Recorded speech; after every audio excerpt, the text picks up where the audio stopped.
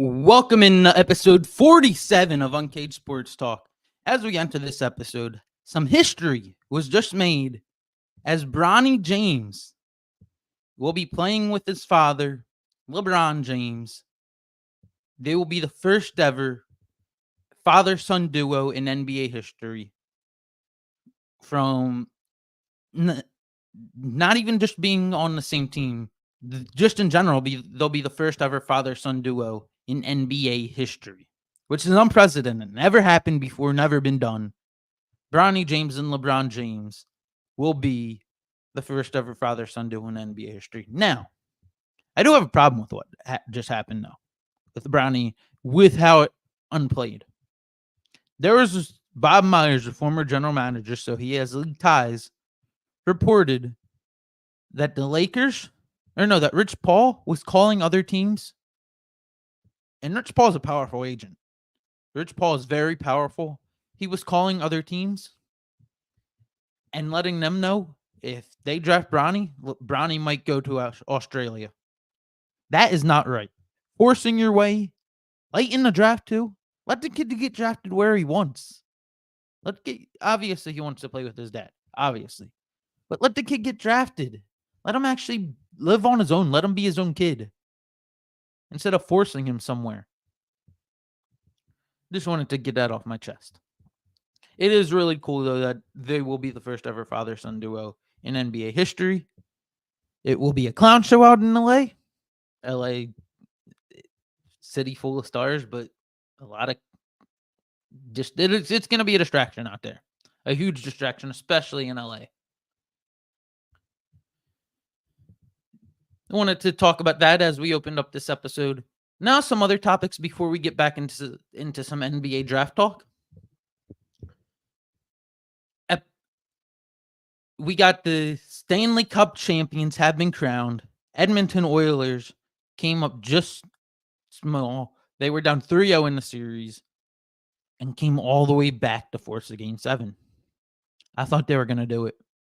I really did. I thought they were going to finish the job. I'm being honest. I thought they were going to finish the job.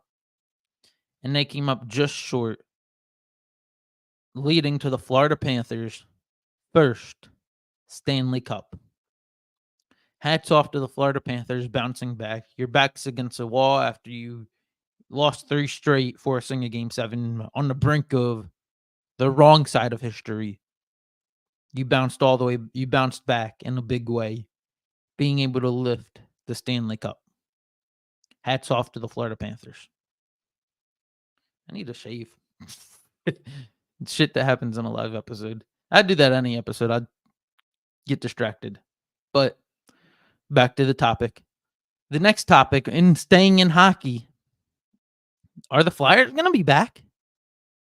I fully expect them to make the playoffs next year, but are they going to be back? I'll be watching some games, at least in terms of fan interest. I think they're going to be back. Matvei Michkov released from his SKA contract, leaving Russia, headed to Philadelphia. Matvei Michkov, someone that was a year before he was drafted, was regarded in the same conversation, same breath as Connor Bedard. Michkov could be a legit guy, could be legit. Flyers have their future headed to Philadelphia. He will be in Philadelphia in the fall of 2024.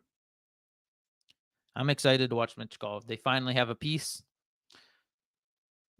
that they can maybe build around. Now back to the Bronny thing, because that's what the main thing was going to be about today. And the NBA draft. Actually, first I'm going to touch on the Sixers since we're staying. I'll keep it in Philadelphia. But before I do that, I want to let you all know to visit my friend Dan the Man Stanley at Sheridan Nissan, where he will hook you up with a new car. Just let him know Luke Sarank and Uncaged Sports Talk sent you. Now with the Sixers, Jared McCain, I've heard he's a really good shooter. He just looks like a basketball player. I don't like the size. I wanted Dalton Connect at that spot, and then the Lakers got Dalton Connect. The Lakers got the 2 guys I wanted in this draft, Dalton Connect or Bronny. I wanted Bronny just to take a shot at getting LeBron. Maybe even next year if we need it. But that didn't work out. And I wanted Connect at 16, and we passed on Connect, and he went to the Lakers. But we did get another good shooter, and Jared McCain, who shot 41% from the field, who's younger. And if like Kevin Durant or something becomes available, McCain has more trade value because he's younger than Dalton Connect does. Shot 41%. He's 6'2". I don't like that with Maxey, but he'll be a backup for Maxey. And the Sixers did just get a backup, a legit backup. He plays with a lot of energy, good defender, solid rebounder, high energy, great defense. I already said good defender, but great defense. Den Boma. I want to double check that. What his name is. Hold up. Give me 1 second. Adem Boma, I think it is. Adem Bona. He's a Nigerian Turkish basketball player. He says he modeled his game. He's modeled his game after Giannis Antetokounmpo, which you'll actually see him brought up later in this episode. That's a little hint. You'll see why. I have some lists for this episode. Adem Bona, he is 6'10", so 6'10", can be a good center at 6'10". In today's NBA, you don't need to be a monster anymore. He's highly athletic. Excited about that pick. It's gotta be better than Paul Reed. Paul Reed, Sixers haven't had a good backup center behind Embiid except for Andre Drummond. Want to pull up this tweet that I saw about Adem Bona. That I like that pick more than the McCain pick, honestly. But Kevin O'Connor of The Ringer said Adem Bona will be the best backup Joel Embiid has had in his Sixers career. Pure energy and hustle. But Bona's versatility could also enable him to play with Embiid for two big lineups. Embiid can space on offense. Bona can handle perimeter matchups on defense. That's exciting. Easier to rebound, better defense rebounding. That's interesting. I like that. It gives us more flexibility to make stuff happen.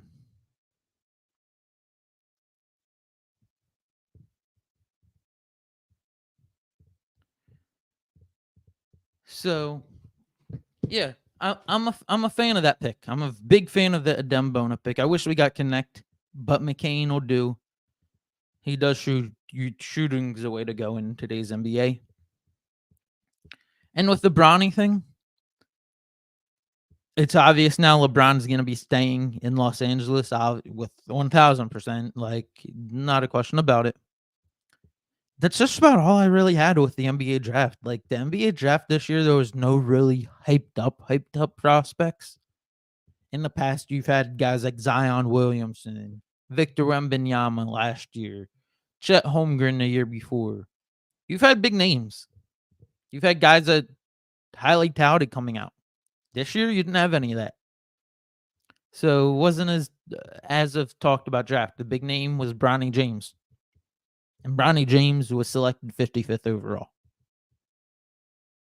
That tells you how much you need to know about this draft. Speaking of drafts, though, you can just about find a steal in every round of an NBA draft. You might ask, what do I mean by that? You can just about find a steal in every round of the NBA draft. I will be going over a few lists in this episode. My top 5 NBA draft steals of all time. Coming in at number 5, the San Antonio Spurs selected, it might have been the Charlotte Hornets, and then they traded them to the Spurs. But they selected Tony Parker, 28th overall in the NBA draft. That's a steal and a half. Tony Parker at 28, at 28th overall. That's a steal and a half right there. And these get even shocked, like crazier going through. Coming in at number 4 is Giannis Antetokounmpo. I said we would mention his name again. The Milwaukee Bucks, got him at 15th overall. And he might go down to the top 20 player of all time. And they got him at 15th overall. He wasn't even top 10 in his own draft class. Coming in at number 3 is Manu Ginobili. He almost wasn't even drafted. He was 57th overall in the NBA draft. Manu Ginobili. That's insane. Part of some championship teams with Tony Parker in San Antonio. 57th overall, and the career he had. That's outstanding for Manu. Coming in at number 2, the local product from Lower Merion, Kobe Bean Bryant. Rest in peace. Kobe Bryant comes in at number 2. He wasn't picked until the 13th pick of the NBA draft. He wasn't picked until the 13th pick of the NBA draft. You know how crazy that is? Some people have him in their top 2 all time. Top 2 is crazy for him. But top 5 for sure. And he wasn't picked until the 13th pick in the NBA draft. That is wild. And coming in at number 1, he was selected 41st overall by the Denver Nuggets. He's going to be in the Giannis range when it's all said and done, when his career is over. He's already a 3-time MVP, and he was selected 41st overall. Nikola Jokic is the biggest draft steal of all time. The fact you got a 3-time MVP, and you were able to take him at 41st overall in the NBA draft, that is unheard of. In the NBA.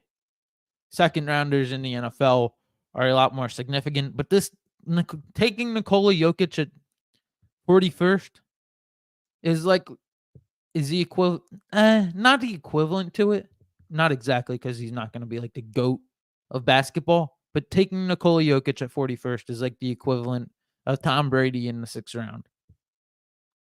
That's the closest thing I can compare it to off the top of my mind. Those are just some outrageous people that slid. Just the talent some of those guys have is off the charts, unmeasurable.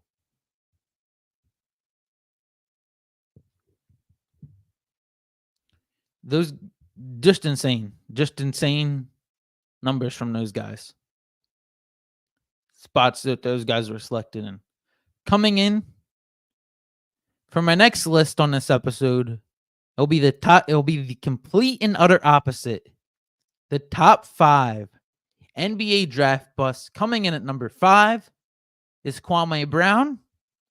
I actually have a video to go with it. I'll let Stephen A do the talking here. Why he's number 5. He carved out a long career, but I'll let Stephen A do the talking at why Kwame Brown comes in at number 5.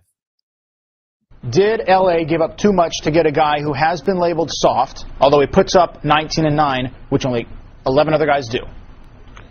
Is that a trick question? You tell me. They gave up Kwame Brown. Who first cares? rounders. I could care less. Tied into his salary for 4 years. First of all, understand something. When you're giving up first-round picks, if you are a quality team in playoff contention, it really doesn't mean that much. That's number 1. Number 2, and more importantly, Kwame Brown is gone. The City of Angels, Hollywood, just should be celebrated. Throw a parade already, whether you win the championship or not. This man was a bona fide scrub. He can't play. No disrespect whatsoever, but I'm sorry to tell everybody the truth. The man cannot play the game of basketball. He has small hands. He can't catch the ball. He's got bad feet. He can't really move, even though he's mobile. Doesn't really know what he's doing. Doesn't have a post move that he puts to memory that he can do 2 times in a row. He has no game whatsoever. Plays no defense. Doesn't have the heart, the passion, or anything that comes with it. And you're asking me whether they gave up too much? Please, the Los Angeles Lakers knew exactly what they were doing. They should be celebrating right now, and Kobe Bryant should not be saying a word. His contract.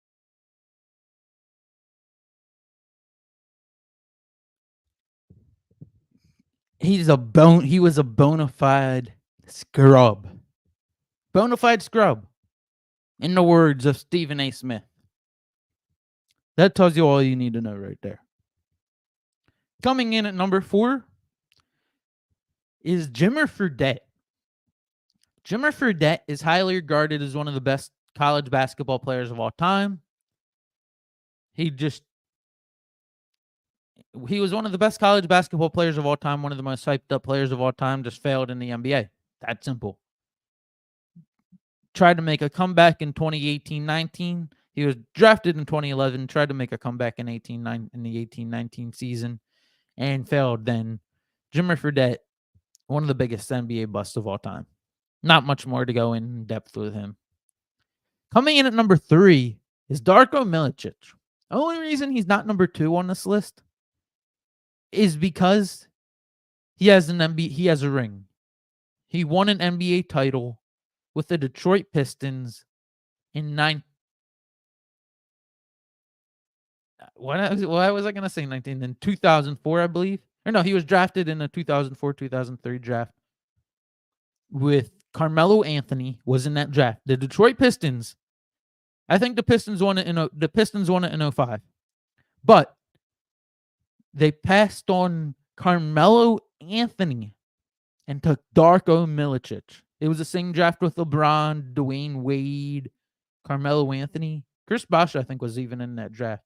And they took Darko Milicic over Carmelo Anthony. Darko over Carmelo. Darko over Carmelo. Interesting. Questionable decision there, to say the least. Coming in at number 2 is Greg Oden. Greg Oden career was ruined by injuries, but he was not good at all in the NBA. He comes in at number 2. They took the Portland Trail Blazers, drafted Greg Oden over Kevin Durant. They drafted him over Kevin Durant. That alone makes him a bust. And he only played like 3 years in the NBA. And then he hasn't played a game since his career's over. He played 3 years and his career was over. Coming in at number 1, or before number 1, is the honorable mention, Ben Simmons. I had to throw Ben Simmons on here just to take a shot at Ben Simmons.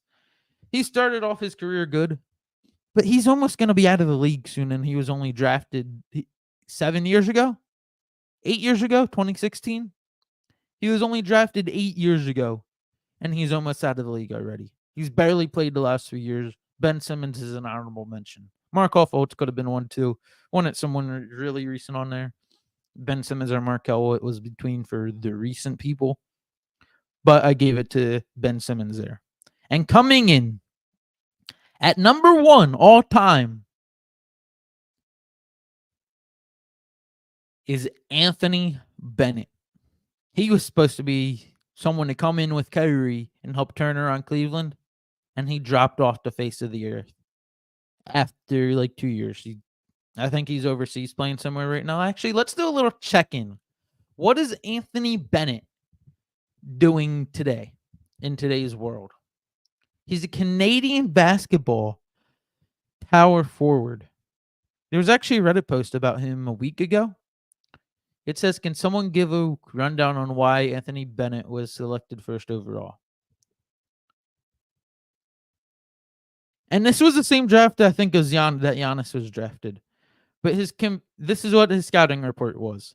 He was seen as a well-built forward with stretch upside, considering he shot 38% from 3 in college, 70% from the line. His wingspan was a solid at 7'2". His handles were solid for someone his size. He was one of the best rim finishers in the nation then. The combo of size, shooting, finishing gave him a theoretically high ceiling as a scorer. He was a strong rebounder, especially on the defensive glass. And although his defensive instincts were awful, the wingspan and athleticism gave some hope that he could eventually be something on that end.